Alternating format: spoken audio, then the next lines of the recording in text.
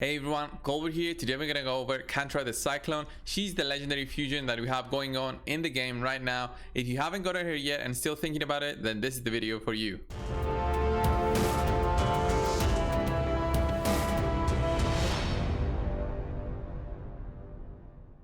So guys, Kantra the Cyclone is a barbarian legendary defensive champion, so very high defense right off the bat, 1500 defense, which makes her very easy to gear up in terms of defense. I only have primary with defense at 39%, level 12, and she's got almost 4000 defense. Let's go over and look at her overall skills.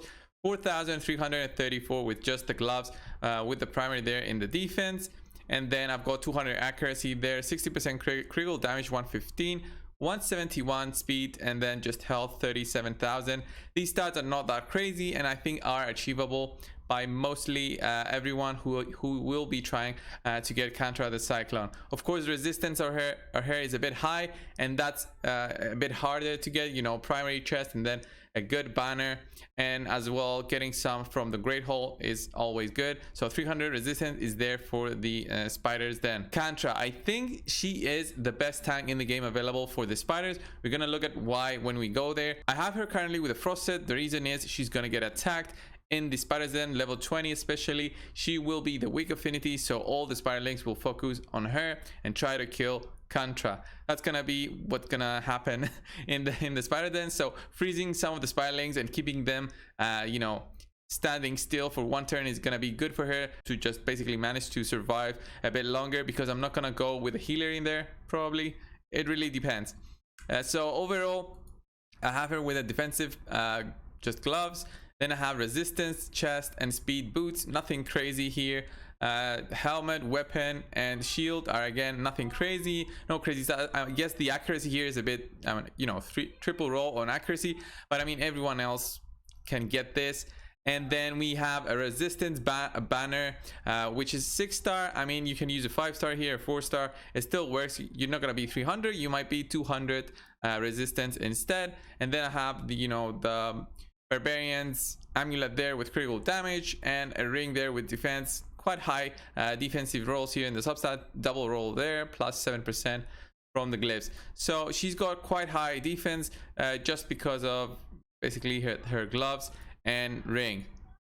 So let's go over her skills. Kantra, Bane Hatchet, attacks one enemy 2 times. Each hit has a 40% chance of stealing one random buff from the target. This can always be great. When it happens, you steal the buff. You basically just disable their bonuses that they get, and it's at a 60% chance.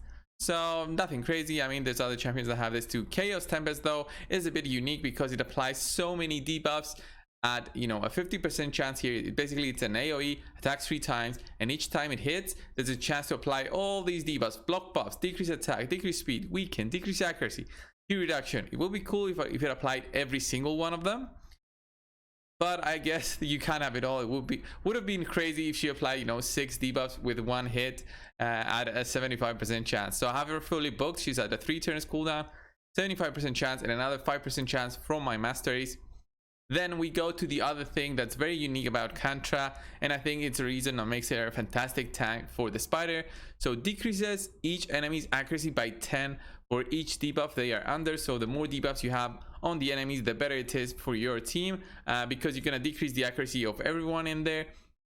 And when they attack, especially the spiderlings, they will not be able to apply poisons on Kantra. Well, they are, but at least they won't be able to apply as many poisons, I guess is the better wording here. The champion will receive 4% less damage for each debuff on the attacker. This was something different, and then they changed it because they thought it was too overpowered. So it used to be 4% less damage for each debuff in general in the enemy team, and now they made it on the attacker. So if you got 10 maximum debuffs, that's 40% damage reduction. Nothing crazy, to be honest. Heals the champion by 1250 HP each time a debuff expires on an enemy. So once the enemy attacks, if they've got like 5 debuffs on them and they have 1 turn left, the enemy finishes their turn and all the debuffs will expire. That's 5 debuffs times 1250. She's gonna get healed for 6000 health. Not bad, not bad at all in my opinion. Has a 75% chance of placing a provoke debuff for 1 turn on enemies under 5 or more debuffs at the start of the champion's turn. So the more debuffs you have, the better it is for Kantra, because she'll be able to tank by also applying provoke debuff on the enemies, and that's one additional debuff on the enemies as well, so another 4% damage reduction. This champion can place debuffs on weak hits, so another reason she's so great in the spider, because she'll be able to apply them regardless of affinity.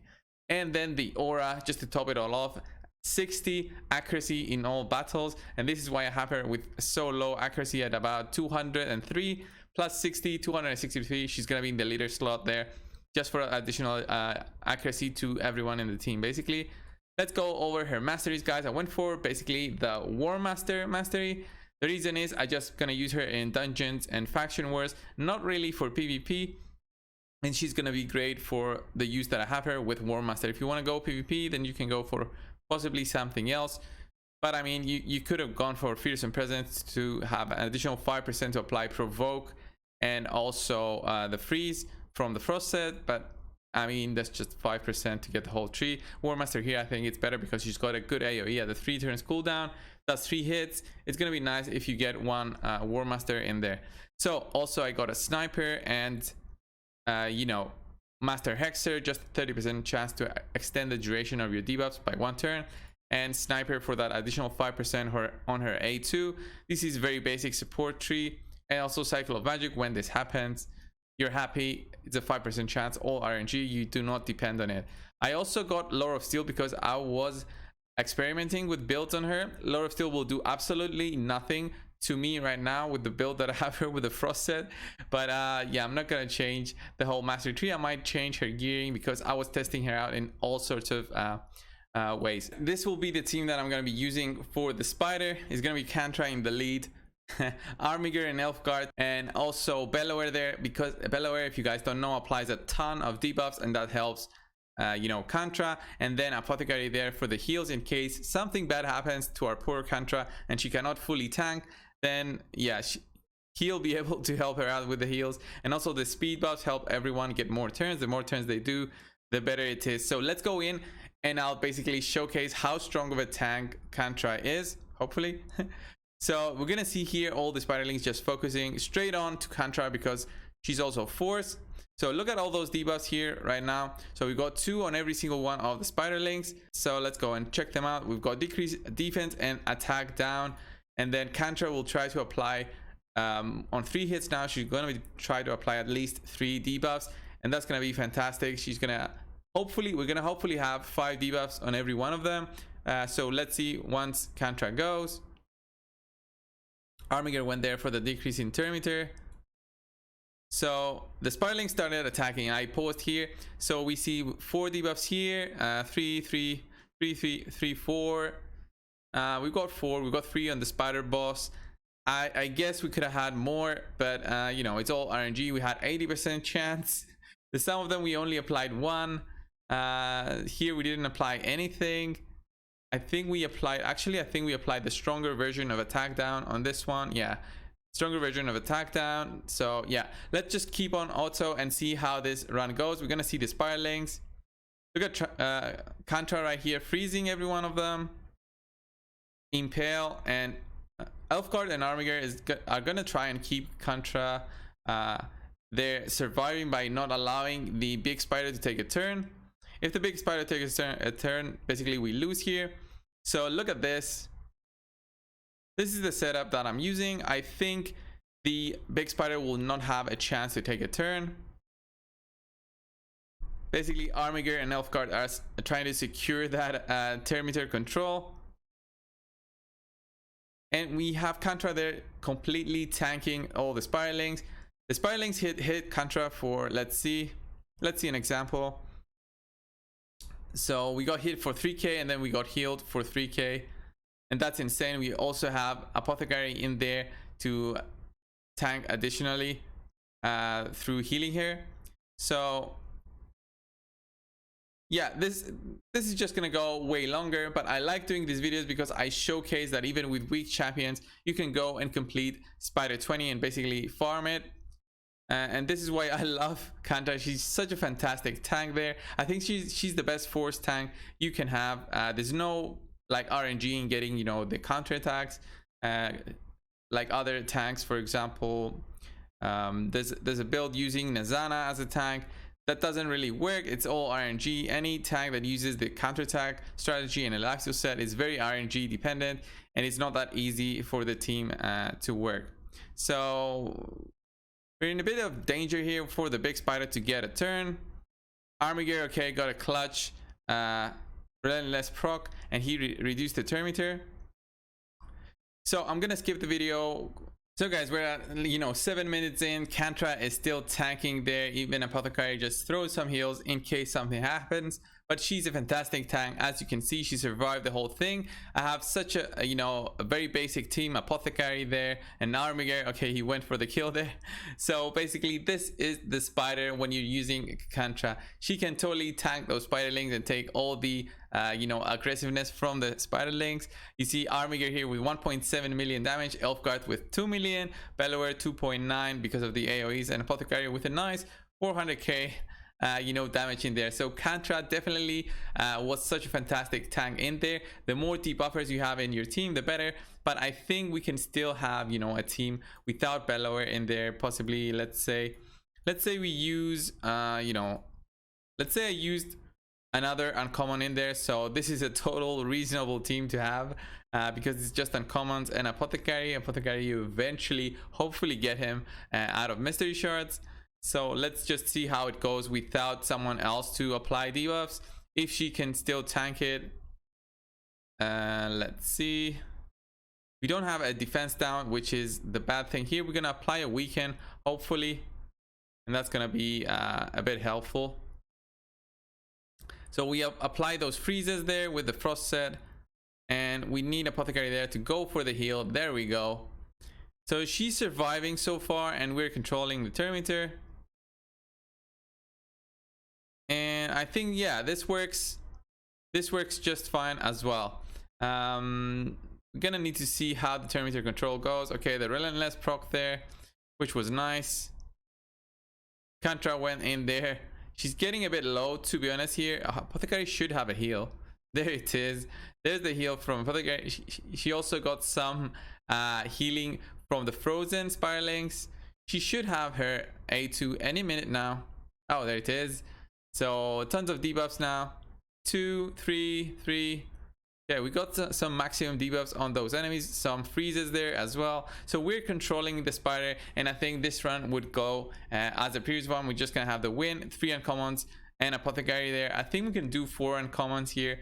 There's one uncommon that applies heal, so we can use that instead of Apothecary, and they'll still do the same amount of work. I think if Kantra had more speed, she would have been better, so she would have more chances to do her A2.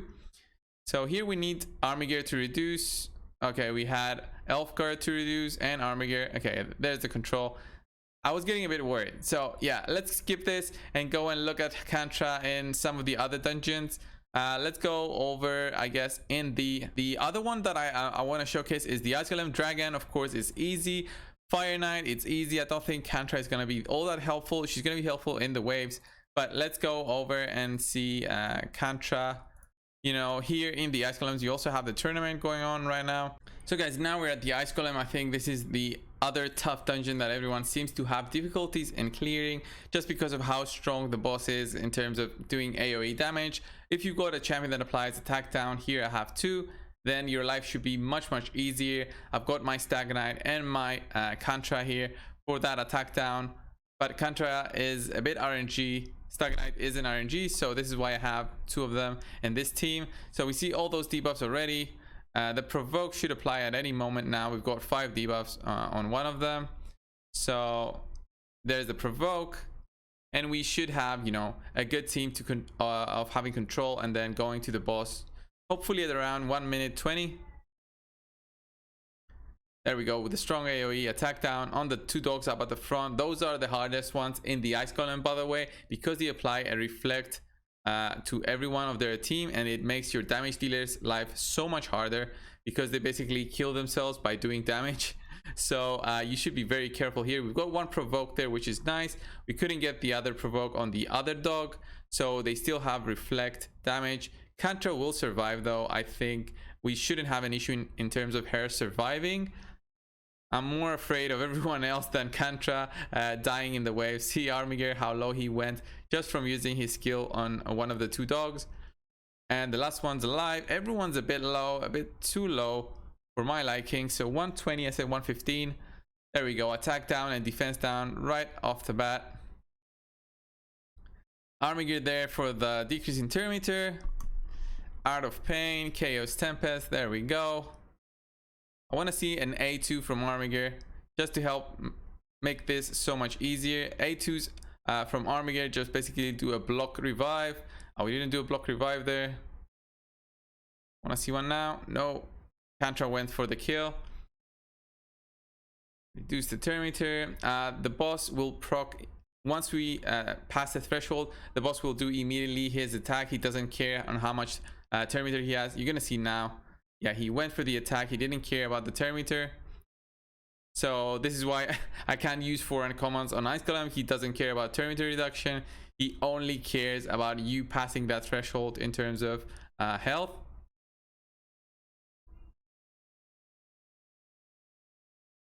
So we're doing well. Oh yeah, that was tough. That was tough for my team to survive. And then another AoE. Ooh, I honestly thought this would have been a fail, but we're very close to failing. Yeah, Armiger is down. Can Kantra clear it with with the other two? Don't think so.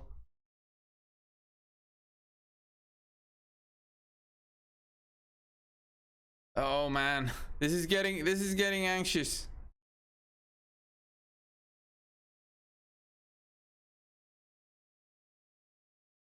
There we go. The trio here managed to actually clear the Ice Golem, which is very nice. I didn't think they would survive after Armiger died and Cold Heart, so we actually did it in under 4 minutes. I mean, it's not bad considering that I was using an uncommon and Cold Heart, which is notoriously very bad for the Ice Golem, and it showed. So guys, another way that Kantra is fantastic should be the faction wars. Currently it's not open for me, so I couldn't showcase this for this video, but I do think she's going to be a very good addition to my Barbarians team. My Barbarians team has already Kantra. I think I've got a Sile, the daily login.